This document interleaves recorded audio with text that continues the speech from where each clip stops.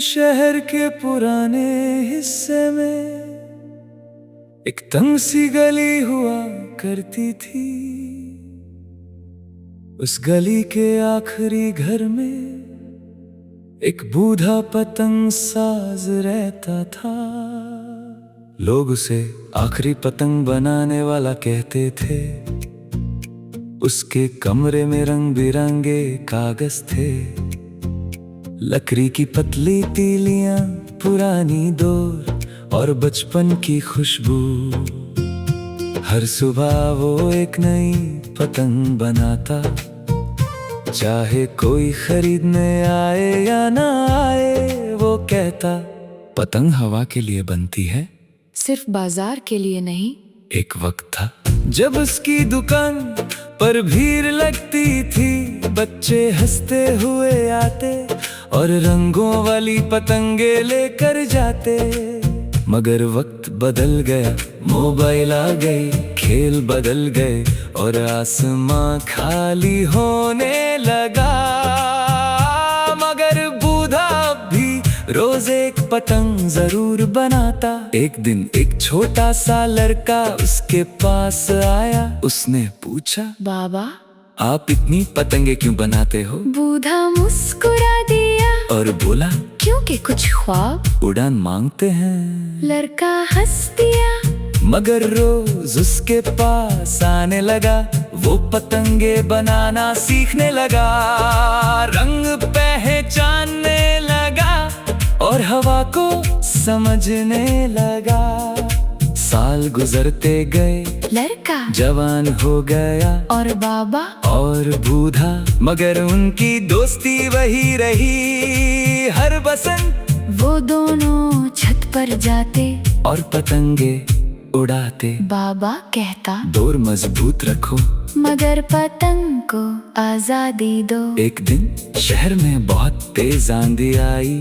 कई घर टूट गए, दरख्त गिर गए और बाबा की पुरानी दुकान का हिस्सा भी टूट गया। लोगों ने कहा, अब दुकान बंद कर दो। मगर उसने सिर्फ इतना कहा, जब तक आसमान बाकी है, पतंग भी बाकी है। उसने फिर से काम शुरू कर दिया। धीरे धीरे उसने एक खास पतंग बनाना शुरू की। सबसे बड़ी, सबसे खूबसूरत, उस पर उसने सूरज बनाया, चंद बनाया, परिंदे और रंगों की लकीरें।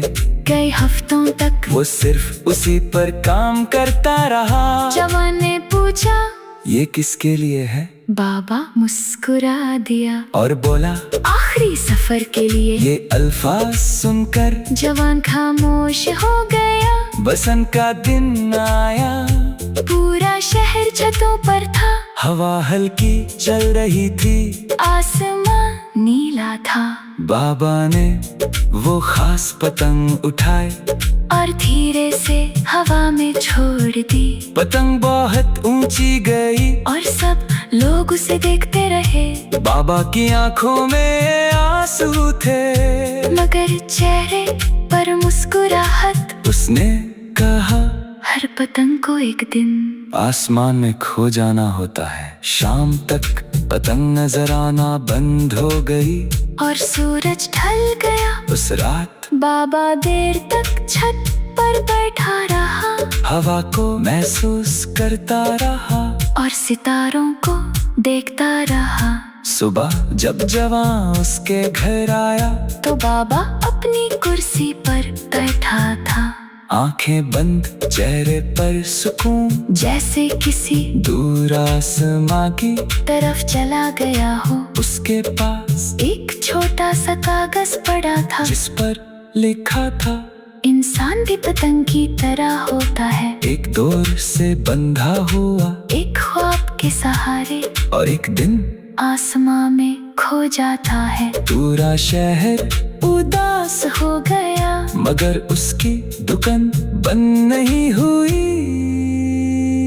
उस जवान ने पतंग बनाना शुरू कर दिया और हर नए बच्चे को सबसे पहले ये बात सिखाता, डोर पकड़ना जरूरी है, मगर उड़ना भी आज भी। जब बसंत आती है और रंग बिरंगी पतंगे आसमां में उड़ती हैं, तो लोग उस बूढ़े को याद करते हैं, क्योंकि उसने सिर्फ पतंगे नहीं बनाई थी, उसने ख्वाब बनाए थे। और जब हवा तेज चलती है और डोर हल्की सी कनपती है, तो लगता है जैसे वो अब भी कह रहा हो, डरना मत, हवा से दोस्ती करो, क्योंकि जो उड़ना सीख लेता है और एक दिन आसमां में खो जाता है। पूरा शहर उदास हो गया, मगर की दुकान बंद नहीं हुई, उस जवान ने पतंग बनाना शुरू कर दिया, और हर नए बच्चे को सबसे पहले ये बात सिखाता, डोर पकड़ना जरूरी है, मगर उड़ना भी आज भी। जब बसंत आती है और रंग बिरंगी पतंगे आसमान में उड़ती हैं, तो लोग उस बूढ़े को याद करते हैं, क्योंकि उसने सिर्फ पतंगे नहीं बनाई थी, उसने ख्वाब बनाए थे। और जब हवा तेज चलती है और डोर हल्की सी कनपती है, तो लगता है जैसे वो अब भी कह रहा हो, डरना मत, हवा से दोस्ती करो, क्योंकि जो उड़ना सीख लेता है और एक दिन आसमां में खो जाता है। पूरा शहर उदास हो गया, मगर उसकी दुकान बंद नहीं हुई, उस जवान ने पतंग बनाना शुरू कर दिया, और हर नए बच्चे को सबसे पहले ये बात सिखाता, डोर पकड़ना जरूरी है, मगर उड़ना भी आज भी। जब बसंत आती है और रंग बिरंगी पतंगे आसमान में उड़ती हैं, तो लोग उस बूढ़े को याद करते हैं, क्योंकि उसने सिर्फ पतंगे नहीं बनाई थी, उसने ख्वाब बनाए थे। और जब हवा तेज चलती है और डोर हल्की सी कनपती है, तो लगता है जैसे वो अब भी कह रहा हो, डरना मत, हवा से दोस्ती करो, क्योंकि जो उड़ना सीख लेता है और एक दिन आसमान में खो जाता है। पूरा शहर उदास हो गया, मगर उसकी दुकान बंद नहीं हुई, उस जवान ने पतंग बनाना शुरू कर दिया, और हर नए बच्चे को सबसे पहले ये बात सिखाता, डोर पकड़ना जरूरी है, मगर उड़ना भी आज भी। जब बसंत आती है और रंग बिरंगी पतंगे आसमान में उड़ती हैं, तो लोग उस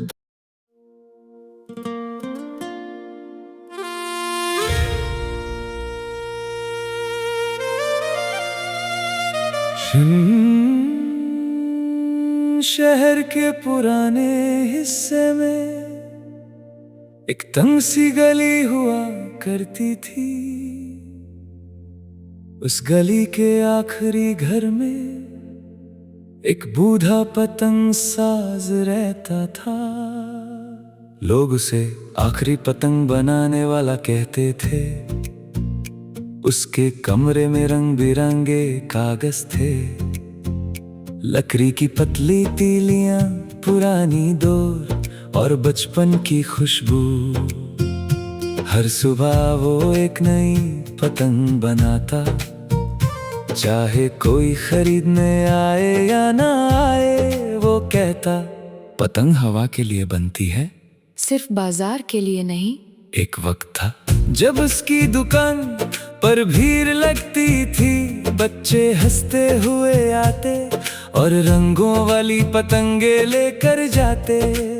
मगर वक्त बदल गया, मोबाइल आ गई, खेल बदल गए और आसमां खाली होने लगा। मगर बूढ़ा भी रोज एक पतंग जरूर बनाता। एक दिन एक छोटा सा लड़का उसके पास आया, उसने पूछा, बाबा आप इतनी पतंगे क्यों बनाते हो? बूढ़ा मुस्कुरा दिया और बोला, क्योंकि कुछ ख्वाब उड़ान मांगते हैं। लड़का हंस दिया, मगर रोज उसके पास आने लगा, वो पतंगे बनाना सीखने लगा, रंग पहचानने लगा और हवा को समझने लगा।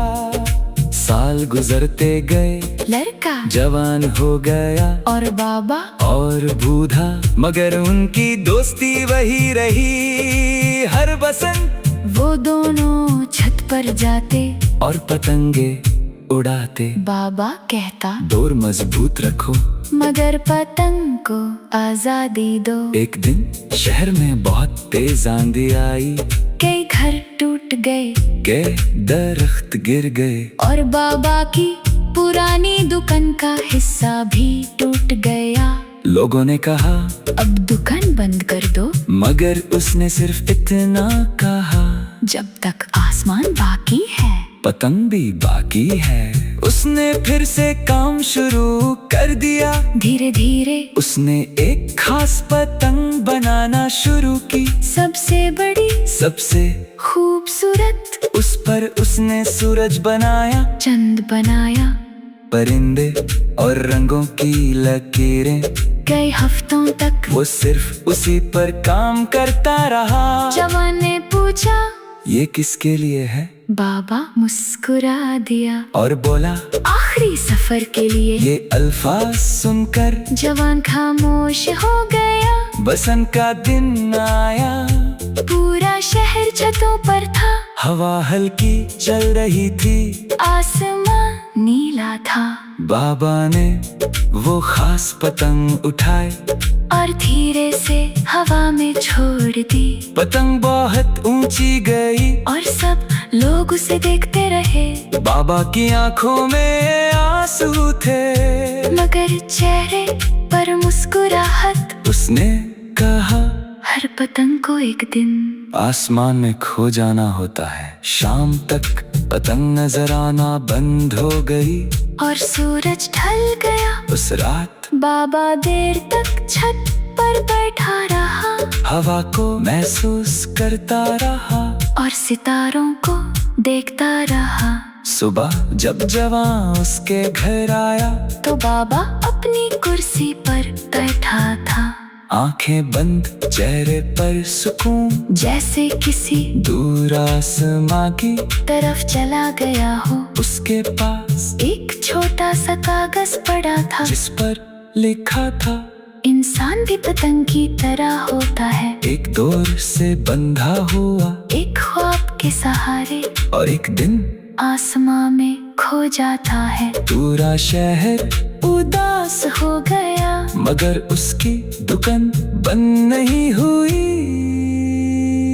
उस जवान ने पतंग बनाना शुरू कर दिया और हर नए बच्चे को सबसे पहले ये बात सिखाता, डोर पकड़ना जरूरी है, मगर उड़ना भी। आज भी जब बसंत आती है और रंग बिरंगी पतंगे आसमां में उड़ती हैं, तो लोग उस बूढ़े को याद करते हैं, क्योंकि उसने सिर्फ पतंगे नहीं बनाई थी, उसने ख्वाब बनाए थे। और जब हवा तेज चलती है और डोर हल्की सी गणपति है, तो लगता है जैसे वो अब भी कह रहा हो, डरना मत, हवा से दोस्ती करो, क्योंकि जो उड़ना सीख लेता है और एक दिन आसमां में खो जाता है।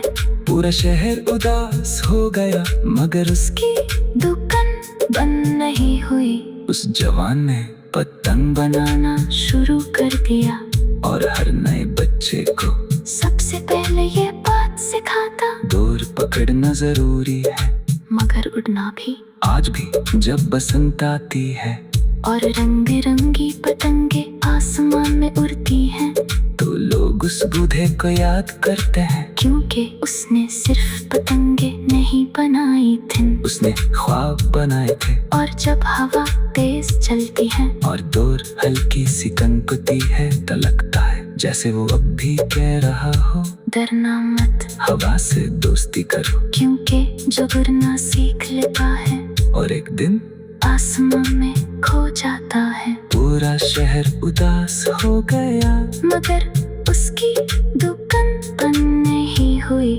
उस जवान ने पतंग बनाना शुरू कर दिया और हर नए बच्चे को सबसे पहले ये बात सिखाता, डोर पकड़ना जरूरी है, मगर उड़ना भी। आज भी जब बसंत आती है और रंग बिरंगी पतंगे आसमान में उड़ती हैं।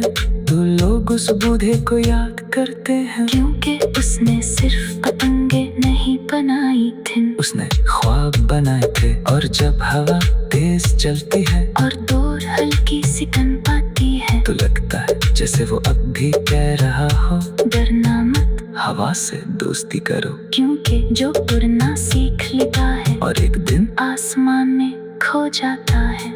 पूरा शहर उदास हो गया, मगर उसकी दुकान बंद नहीं हुई।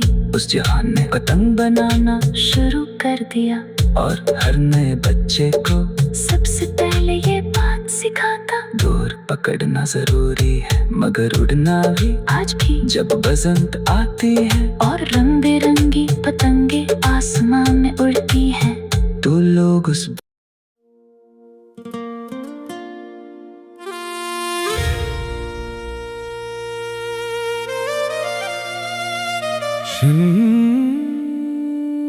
शहर के पुराने हिस्से में एक तंग सी गली हुआ करती थी। उस गली के आखिरी घर में एक बूढ़ा पतंग साज रहता था। लोग उसे आखिरी पतंग बनाने वाला कहते थे। उसके कमरे में रंग बिरंगे कागज थे, लकड़ी की पतली तीलियां, पुरानी डोर और बचपन की खुशबू।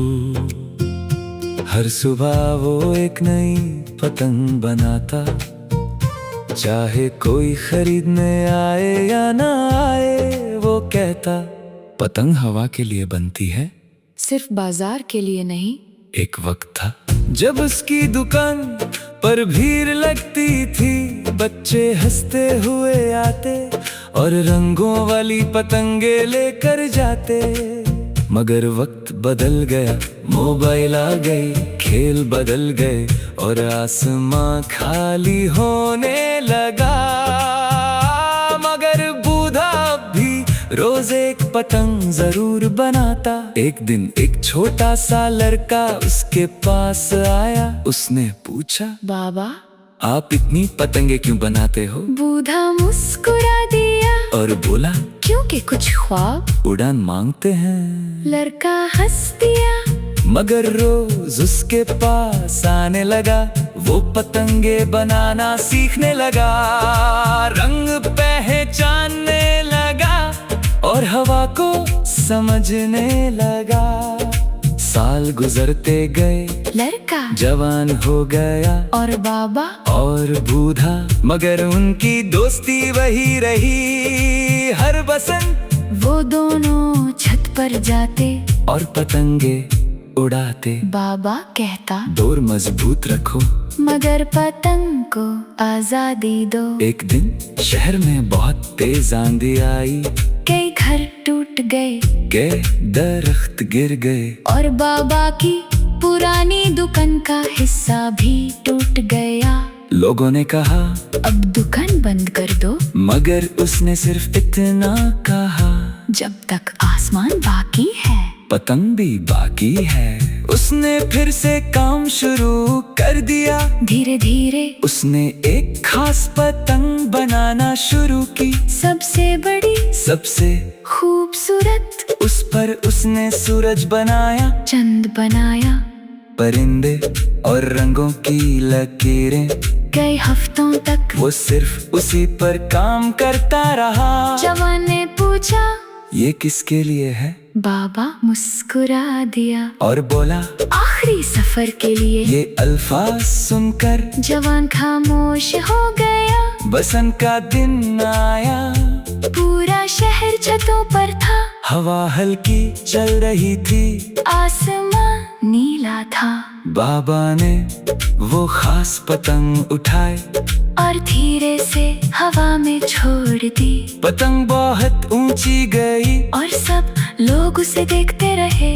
बाबा की आंखों में आंसू थे, मगर चेहरे पर मुस्कुराहट। उसने कहा, हर पतंग को एक दिन आसमान में खो जाना होता है। शाम तक पतंग नजर आना बंद हो गई और सूरज ढल गया। उस रात बाबा देर तक छत पर बैठा रहा हवा को महसूस करता रहा और सितारों को देखता रहा।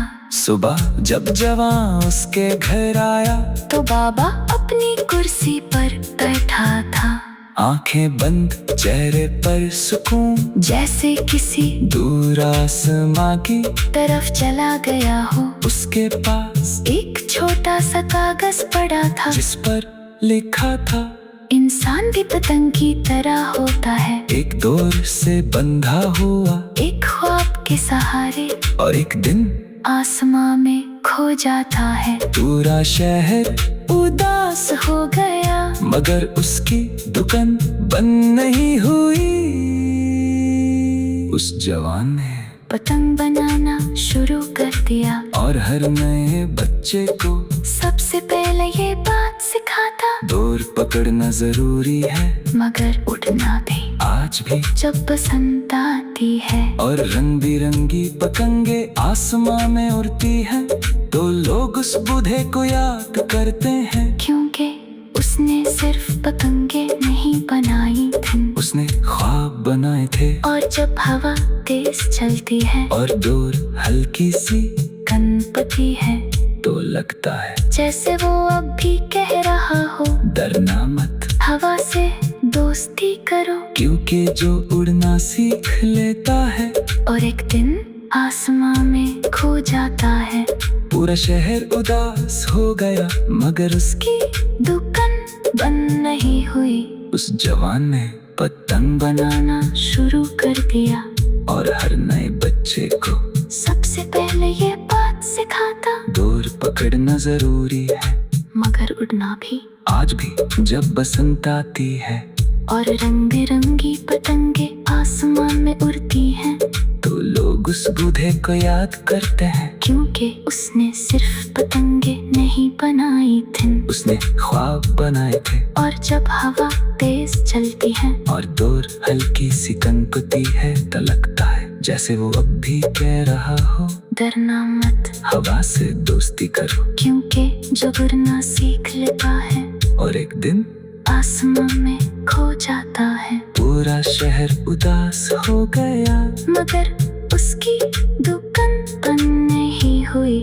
उस जवान ने पतंग बनाना शुरू कर दिया और हर नए बच्चे को सबसे पहले ये बात सिखाता, डोर पकड़ना जरूरी है मगर उड़ना भी।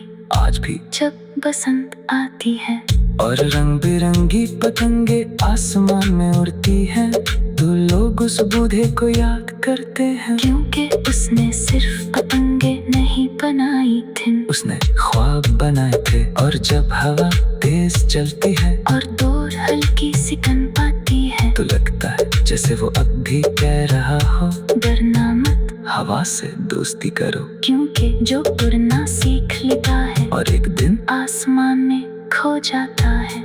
पूरा शहर उदास हो गया मगर उसकी दुकान बंद नहीं हुई। उस जवान ने पतंग बनाना शुरू